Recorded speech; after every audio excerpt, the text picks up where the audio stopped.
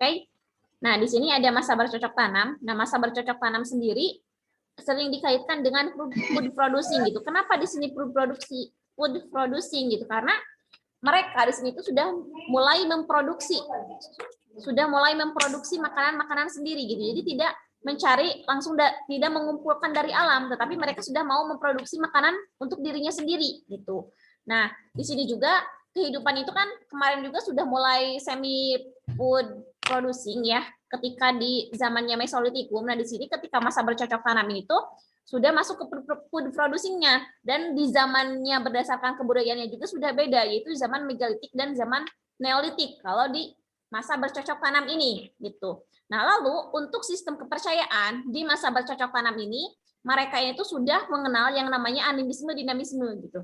Nah, ketika di pertemuan sebelumnya kemarin itu sistem kepercayaannya masih berbentuk adanya kepercayaan kematian setelah kehidupan gitu, dan adanya roh-roh yang memang hidup setelah mati juga gitu ya. Nah, ketika di masa bercocok tanam itu mereka sudah berbeda lagi sistem kepercayaannya, sudah ada peningkatan gitu ya terkait sistem kepercayaan yang mereka anut sendiri, yaitu adanya animisme dan dinamisme. Animisme ini itu merupakan kepercayaan terhadap roh-roh halus ya. Jadi mereka meyakini bahwa si roh-roh halus yang sudah meninggal, nenek moyang mereka yang sudah meninggal itu tuh mereka akan tetap hidup sebenarnya gitu. Makanya di sini ketika dalam upacara penguburan juga dibekali gitu ya, orang-orang yang sudah meninggal itu dibekali sesajen gitu. Dan di sini juga adanya dinamisme. Artinya itu tuh mereka meyakini bahwa benda-benda di sekitar mereka itu dianggap gaib gitu. Seperti halnya arca yang kayak gitu ya. Arca. Dan kenapa bisa dikatakan gaib? Karena di sini mereka itu tuh yakin bahwa si arwah-arwah nenek moyang mereka itu tetap hidup, dan salah satu bukti untuk apa ya? Bukti untuk memujaannya dibuatkan sebuah arca yang kayak gitu biasanya. Nah, lalu selanjutnya untuk masa bercocok tanam sendiri, ya di sini tuh kehidupan mereka itu sudah sendenter, artinya itu sudah menetap gitu, sudah memiliki rumah-rumah, sudah ada perkampungan-perkampungan kecil pada masa bercocok tanam ini gitu. Nah, seperti yang Ibu katakan tadi ya, ini untuk zaman dari masa bercocok tanam itu adalah zaman megalitikum dan neolitikum gitu. Dan di sini juga dikenal adanya kebudayaan Dongson. Kebudayaan Dongson dan ada kebudayaan Sahyun juga nanti ya, akan kita bahas juga. Nah, lalu untuk masa bercocok tanam ya secara umumnya di sini mereka ini tuh sudah mengenal yang namanya tradisi gotong royong gitu ya. Tradisi gotong royong dan adanya pembagian kerja yang lebih spesifik juga gitu. Jadi tidak hanya pembagian kerja di antara pria dan wanita saja, tetapi pembagian kerja di yang lainnya juga sudah ada gitu. Ajis lagi ngapain? Nah untuk zaman megalitikum ya, mega itu artinya besar dan tikum itu ya, megalitikum kan mega artinya besar, litikum itu artinya batu. Jadi zaman batu besar. Lalu ini ada neolitikum juga, yaitu artinya itu zaman batu baru gitu. Karena peralatan yang dibuat atau kebudayaan yang dibuat pada masa neolitikum ini tuh merupakan kebudayaan yang baru gitu. Bisa dikatakan seperti itu. Dan sudah lebih halus daripada yang sebelum-sebelumnya gitu. Nah, lalu selanjutnya, nah di sini ada zaman megalitikum. Sebenarnya untuk zaman megalitikum sendiri itu beriringan ya dengan zamannya si neolitikum, dan bahkan si megalitikum ini tuh masih dipakai pada saat masa perundagian juga gitu. Kenapa masih dipakai? Karena kan untuk tempat-tempat sesaji, untuk bangunan-bangunan besar yang disucikan itu tuh masih tetap ada sampai zamannya perundagian gitu untuk sejaman megalitikum ini gitu. Nah, untuk ciri khasnya seperti yang Ibu katakan tadi bahwa hasil-hasil kebudayaan di zaman megalitikum ini tuh yaitu berbentuk batu-batu yang sangat besar dengan tujuan-tujuan tertentu. Salah satunya untuk kepercayaan mereka sendiri gitu ya. Biasanya untuk megalitikum itu seperti itu. Nah, lalu selanjutnya di sini ada apa sih namanya tuh? Di sini tuh ada hasil-hasil kebudayaan dari zamannya megalitikum ya. Yang pertama itu ada si menhir ya, bisa kalian lihat dari gambar di sini, ini merupakan contoh menhir ya di sini nih. Ini menhir yang mana si menhir ini tuh digunakan sebagai tempat pemujaan kepada roh-roh nenek moyang gitu. Jadi ketika si nenek moyang mereka sudah meninggal, mereka ini tuh menganggap nenek moyang mereka itu tetap hidup gitu. Bahkan ketika kuburan sudah dikubur juga ya, mereka itu diberikan sesaji gitu ya pada nenek moyang tersebut dan disembah gitu. Nah, bentuk penyembahannya, bentuk pengabadiannya itu melalui tugu-tugu batu untuk nenek moyang tersebut gitu. Lalu yang selanjutnya ada punden berundak nih. Punden berundak ini itu merupakan tradisi megalitikum ciri khas dari Indonesia sendiri ya, yang mana bentuk bangunannya itu berundak-undak seperti halnya bangunan Borobudur juga ya. Bangunan Borobudur juga ini tuh menyerupai punden berundak-undak. Jadi awalnya itu dari atasnya itu kecil, lalu besar ke bawahnya dan besar lagi gitu. Atau mungkin yang orang Manonjaya ya pasti tahu gitu ya. Yang orang Manonjaya pasti tahu di Masjid Agung Manonjaya ini kan bisa kita lihat bentuk atapnya itu bentuk atap punden berundak-undak. Jadi berundak-undak dari atas itu terus gitu lagi dan gitu lagi. Dan ini merupakan ciri khas dari bangunan Indonesia pada masa lampau gitu. Nah, lalu yang ketiga ada sarkofagus. Nih, untuk sarkofagus sendiri di sini digunakan ya. Fungsinya itu berbeda-beda sih sebenarnya gitu, tergantung daerahnya. Tapi salah satu fungsinya di sini tuh digunakan sebagai tempat penyimpanan jenazah. Itu seperti halnya peti jenazah mungkin seperti itu ya. Lalu ada dolmen juga. Kalau dolmen itu digunakan sebagai tempat sesaji ya, tempat sesaji karena mereka tadi juga kan sudah Ibu katakan bahwa kepercayaan mereka itu ada animisme dan dinamismenya gitu. Lalu ada waruga juga, dan untuk waruga sendiri juga sama ya, untuk kubur batu ya, untuk kubur batu gitu. Dan ini masih digunakan oleh orang-orang Minahasa sih gitu. Nah, lalu ada arca batu yaitu sebagai tempat pemujaan terhadap roh nenek moyang. Nah, ini tuh sebenarnya fungsinya itu berbeda-beda setiap daerahnya sesuai apa ya? Ya pokoknya disesuaikan dengan daerahnya masing-masing gitu. Gitu. Jadi memang tidak semua daerah itu sama, tetapi ini secara apa ya? Secara umumnya itu seperti ini kebanyakannya. Nah, lalu selanjutnya di sini masuk ke zamannya Neolitikum, di zaman bercocok tanam gitu.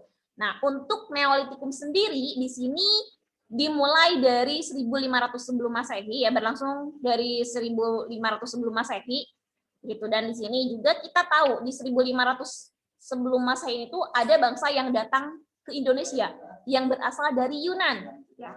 Yang berasal dari Yunan, bukan Yunani, dari Yunan ya. Dari Yunan. Nah, mereka itu bangsa apa? Bangsa Proto-Melayu atau Melayu tua, bisa dikatakan seperti itu. Nah, untuk Proto-Melayu ini masuknya ke ras apa? Ras Mongoloid. Nah, jadi kan di pertemuan sebelumnya itu sudah Ibu katakan, kemarin sudah Ibu katakan, di Indonesia sebelum datangnya si ras Proto-Melayu itu sudah ada penghuninya, yaitu Australo-Melanesoid gitu. Nah, di sini di tahun 1500 sebelum Masehi, orang-orang Proto-Melayu yang dari ras Mongoloid ini datanglah ke Indonesia, atau bisa dikatakan bangsa Austronesia, bisa dikatakan seperti itu gitu, karena penutur bahasa yang mereka gunakan itu adalah bahasa Austronesia. Nah, mereka datang ke Indonesia dan melebur dengan orang-orang Austro-Melanesoid di sini. Nah, di sini karena tadi juga sudah Ibu jelaskan ya, bahwa di zamannya si bercocok tanam itu mereka sudah mulai hidup di rumah-rumah gitu, dan sudah hidup dalam desa-desa kecil. Jadi di sini juga sudah mengenal yang namanya desa-desa kecil. Dan untuk zamannya Neolitikum sendiri, di sini yang dipergunakan oleh mereka itu tidak hanya batu saja, bukan dari batu saja, tetapi di sini mereka sudah mengenal yang namanya tradisi pembuatan gerabah. Jadi barang-barang yang dibuatnya, kebudayaan-kebudayaan yang dihasilkan dari masa bercocok tanam ini itu sudah masuk ke dalam kebudayaan gerabah juga gitu. Dan hampir di seluruh dunia juga sama memiliki kebudayaan gerabah gitu, karena kebudayaan gerabah itu cukup umum, bisa dikatakan seperti itu. Meskipun ciri khas Indonesia asli ya untuk pembuatan gerabah itu masih sangat sederhana gitu. Nah, di sini ada berbagai contoh dari kebudayaan zaman Neolitikum. Yang pertama ada perhiasan, lalu ada gerabah karena tadi juga sudah mengenal pembuatan gerabah, lalu ada barang-barang obsidian, ya kalian mungkin paham ya, ini barang-barang obsidian itu dibuatnya dari batu-batu obsidian gitu ya. Obsidian itu mungkin kalian paham ya, batuan-batuan kecil bukan ya? Gitu ya. Yang di Minecraft, Bu. Ya, pokoknya yang di geografi mungkin kalian juga membahas ya, batuan obsidian. Gitu. Nah, selanjutnya di sini ada kapak lonjong, lalu ada mata panah juga, dan ada beliung persegi. Nah, jadi maksud dari kata si Neolitikum ya, si Neolitikum bisa dilihat dari si pembuatan kapak persegi ini, di mana dalam hasil kebudayaannya juga di sini sudah kita lihat gitu bahwa hasil kebudayaan itu sudah sangat halus sekali dan sudah sangat baik gitu ya di dalam pembuatan hasil-hasil budayanya atau budaya atau alat-alat yang mereka gunakannya itu sudah sangat halus sekali gitu ya, sudah membentuk sebagai perkakas rumah tangga, bisa dikatakan seperti itu gitu. Nah, untuk beliung persegi ini bisa dikatakan sebagai kapak persegi ya gitu. Nah, lalu di zamannya si Neolitikum ini mereka sudah mengenal yang namanya tradisi barter. Karena apa? Karena di sini kan di pertemuan sebelumnya juga sudah dibahas bahwa mereka ini tuh hidup di dua daerah gitu ya. Ada yang hidup di ladang terbuka dan ada yang hidup di daerah pantaian, di pesisir pantai. Nah, orang-orang yang hidup di pantai ini tuh melakukan barter dengan orang-orang yang hidup di dalam gitu ya. Hidup di dalam. Barter yang mereka lakukan itu terkait apa? Mungkin untuk orang-orang yang di dalam, mereka itu barternya itu terkait gerabah-gerabah yang mereka buat, lalu peralatan-peralatan dan perkakas yang mereka buat. Nah, untuk orang-orang di pesisir pantai, karena mereka sudah mengenal yang namanya bercocok tanam dan apa sih namanya itu pengeringan ikan ya, konon katanya seperti itu ya menurut buku yang ibu baca tuh, mereka tuh sudah mengenal garam dan lain sebagainya. Nah, di sini yang digunakan sebagai alat barter itu ya si garam itu, si garam itu dan si ikan-ikan itu, konon katanya seperti itu gitu. Jadi mereka melakukan sistem barter gitu, karena ketika di bercocok tanam itu mereka juga tidak hanya bercocok tanam saja. Di sini mereka sudah di sini juga mereka sudah ada yang mengenal tradisi beternak ya. Dan untuk hewan-hewan ternak yang mereka ternak ini tuh merupakan ada babi, ada ayam juga, ada kerbau gitu yang mereka ternak itu seperti itu. Gitu. Ya, paham? Oke. Nah, ini sedikit mengingatkan lagi ya, karena sebenarnya itu sudah pernah Ibu bahas berulang-ulang kali mungkin ya untuk di kelas IPS ini gitu. Nah, jadi coba kalian ingat-ingat lagi gitu ya. Apakah kalian ingat gak sih gitu kalian sama materi ini? Masih ingat gak? Ini bahkan kita ulangi beberapa kali gitu. Nah, di sini akan sedikit Ibu review ya, Ibu review sedikit, dan nanti juga di akhir biasa ya, seperti kemarin juga akan Ibu review juga bersama-sama bersama kalian. Nah, di sini terkait bangsa yang datang dari wilayah Yunan ya, wilayah Yunan ke Indonesia ketika di zamannya Neolitikum dan nanti di zamannya Perundegian juga ya. Kalau Megalitikum itu mengikuti terus sampai masa Perundegian. Gitu. Nah, di sini tuh ada penyebaran dari daerah Yunan ya, dari daerah Yunan atau Tonkin bisa dikatakan seperti itu ya, Vietnam. Nah, untuk persebaran mereka ini tuh terbagi dalam dua gelombang. Yang pertama ini tuh merupakan teori out of Yunan ya, masuknya berarti. Ya, di sini tuh yang pertama ada bangsa-bangsa Proto Melayu atau Melayu tua, yang mana mereka ini tuh datang ke Indonesia itu sekitar 2000 sebelum Masehi itu sudah mulai datang, sudah mulai melakukan penyebaran ke berbagai wilayah di wilayah Asia Tenggara sendiri, wilayah Asia gitu. Nah, untuk kebudayaan yang mereka bawa yaitu kebudayaan Neolitikum. Itu contohnya seperti kapak lonjong, kapak persegi ya, yang tadi udah Ibu jelasin. Lalu yang kedua, ya, ada gelombang yang kedua nih. Oke, jangan dulu ke gelombang yang kedua, karena di sini untuk gelombang yang pertama ini tuh mereka terbagi menjadi dua jalur. Nah, untuk jalur yang pertama itu adalah jalur barat. Mereka itu masuk ke Semenanjung Malaya, ya. Semenanjung Malaya, lalu masuk ke daerah Sumatera di sini, Sumatera, lalu masuk ke daerah Jawa, dan ada yang masuk yang ke Kalimantan juga, lalu masuk ke daerah Nusa Tenggara sini ya. Lalu untuk jalur timurnya mereka melalui arah sini, jalur timur itu. Nah, tuh Tonkin Yunan masuk ke sini, lalu menyusuri pantai Asia Timur menuju Taiwan ya ini, lalu masuk ke Filipina, ya Filipina, dan masuk ke Sulawesi, Maluku dan Papua. Ya, gitu. Bahkan untuk penyebaran si melalui jalur timur ini tuh karena mereka melalui jalur laut, ada juga yang sampai ke daerah Australia gitu. Kenapa? Lalu mungkin kalian juga bertanya-tanya, Ibu kira-kira menggunakan apa gitu mereka berangkat ke sininya gitu. Karena di sini dikenal sebagai orang-orang Dongson ya, orang-orang Dongson ini itu merupakan orang-orang yang handal melakukan pelautan gitu. Maka di sini mereka bisa saja sampai ke daerah Australia gitu, karena ya tadi ada yang melalui jalur barat juga dan ada yang melalui jalur laut gitu. Lalu yang kedua ada gelombang yang kedua terkait orang-orang Yunan ini gitu ya. Mereka ini tuh datang sekitar 500 sebelum Masehi, dan untuk orang itu disebut dengan Detro Melayu atau Melayu Muda, dan kebudayaan itu adalah kebudayaan Dongson. Ketika masuk ke Indonesianya. Jadi dari orang-orang Dongson. Lalu untuk bukan dua orang ya. Untuk Proto Melayu dan Detro Melayu ini, mereka dua-duanya itu masuk ke dalam sumber ras Austronesia, berasal dari ras Mongoloid. Berasal dari orang-orang Mongoloid. Bisa dilihat ya dari si petanya ini. Paham? Paham? Oke. Kalau misalnya paham, maka Ibu lanjutkan.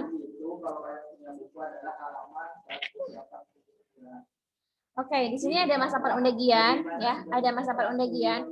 Seperti yang sudah kita bahas juga ya, sebenarnya masa perundagian itu beberapa kali kita bahas.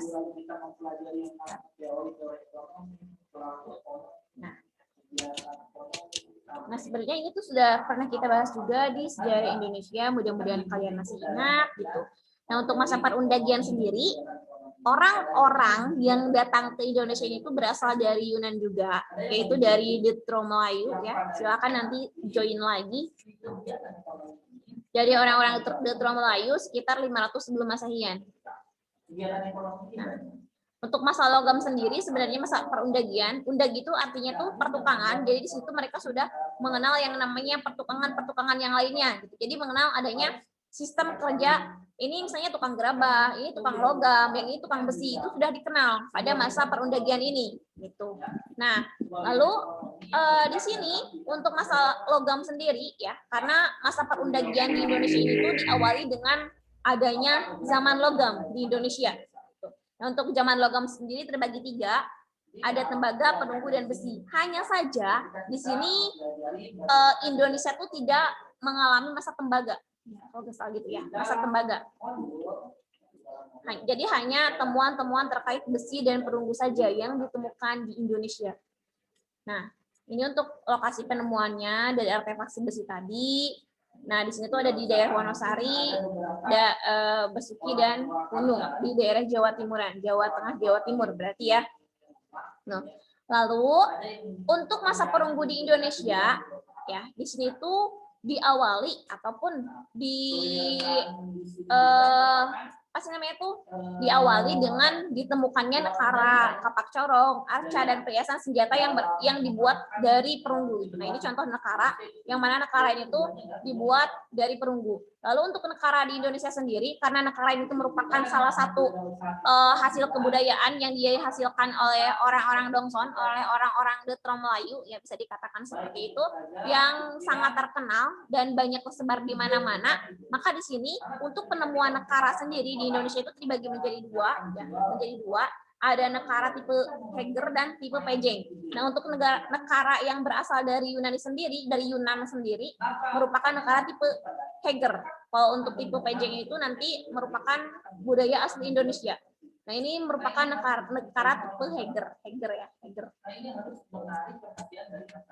Nah, lalu selanjutnya di sini bisa kita lihat ya, ini untuk perbedaan dari si nekara-nekara yang sudah Ibu katakan tadi. Nah, yang pertama ada Heger, lalu yang kedua ada Pejeng. Dan untuk si Pejeng ini tuh bentuknya itu hampir sama dengan Moko. Moko itu merupakan hasil kebudayaan zaman logam yang digunakan sebagai mas kawin ya ketika di zaman logam ini. Dan untuk nekara Pejeng dan Moko ini sebenarnya sampai sekarang masih ada. Dan bisa kita lihat di daerah Bali ini tuh masih ada. Oh, ini tuh merupakan kebudayaan dari Dongson langsung, Vietnam ya, Yunan, Vietnam. Ya, ini bisa dilihat ya. Nah, ini merupakan hasil kebudayaan pada zaman perundagian yang berasal dari logam, ada nekara, tipe pejeng ya ini, kapak perunggu juga, perhiasan perunggu, ada manik-manik, candrasa, bejana perunggu, dan moko. Lihat ya, moko itu hampir sama dengan si nekara ini bentuknya, hanya saja ini moko lebih kecil. Oke, untuk si nekara ya, nekara yang Heger tadi ini memang memiliki corak khusus. Corak khususnya itu tuh berasal dari karena tadi dipengaruhi oleh kebudayaan Dongson, maka di sini tuh memiliki corak khusus dari Dongson sendiri gitu. Nah, untuk coraknya itu seperti ini. Tuh.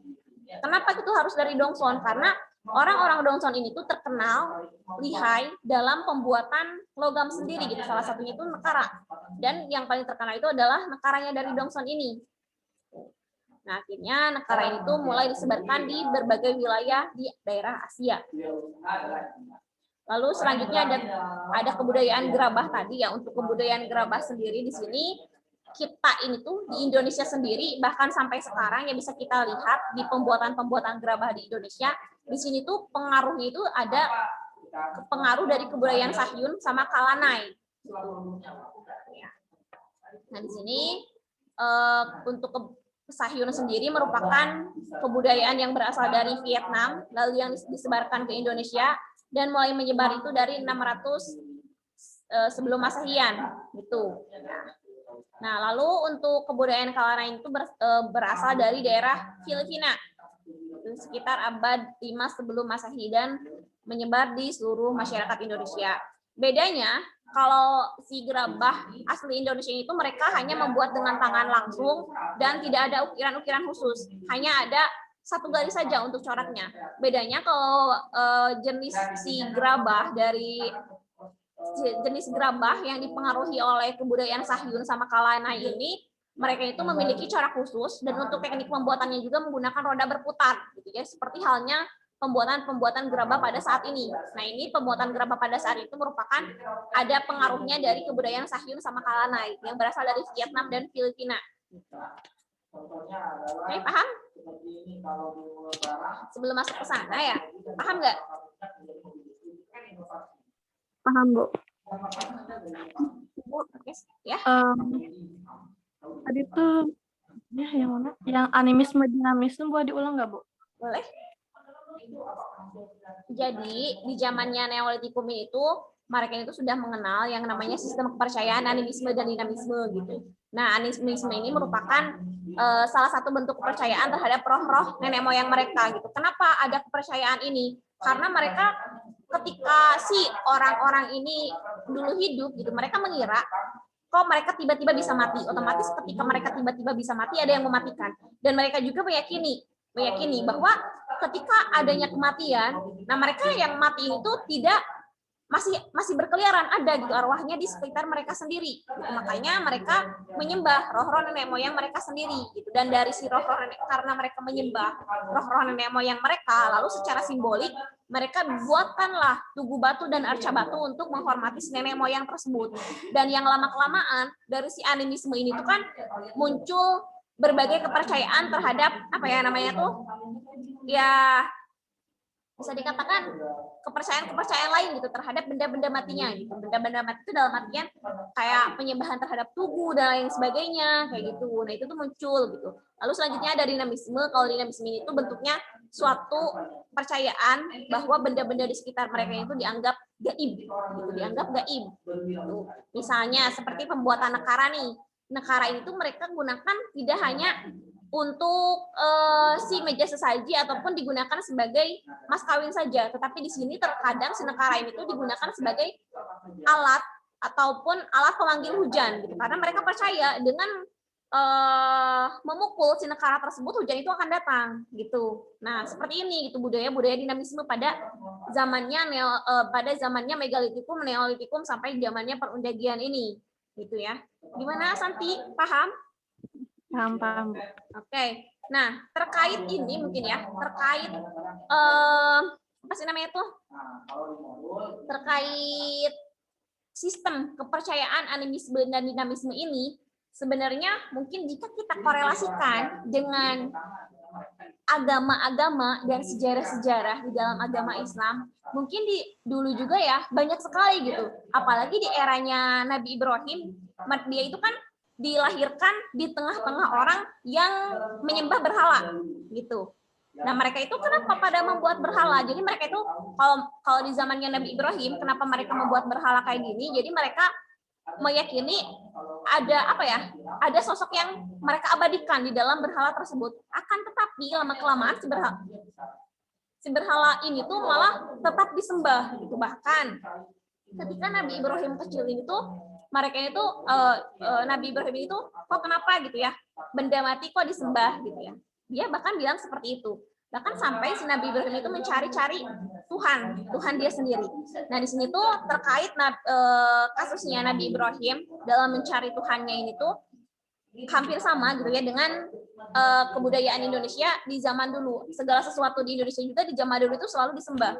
Dan lama-kelamaan masuklah Islam di Indonesia sebagai agama yang baik gitu ya, agama yang kita anut sekarang gitu. Nah, Nabi Ibrahim juga dulu sempat ketika melihat bintang, menyembah bintang gitu. Akan tetapi ketika bintangnya tidak ada dan siang, maka Nabi Ibrahim di sini tuh seperti kok Tuhan nggak ada, nggak bisa seperti itu Tuhan tuh gitu. Nah, terkait hal ini tuh ada di dalam Al-Qur'an surat apa ya tadi tuh, Pak? Oke, yang tadi sama Ibu di-share geningan. Nah, mari kita lihat ya untuk si surat di dalam Al-Qur'annya. Ada yang tahu nggak itu surat apa kira-kira? Ajis tahu nggak, Jis? Yang mana, Bu? Yang Nabi Ibrahim, tuh yang Nabi Ibrahim. Mati. Bentar, Bu, lupa.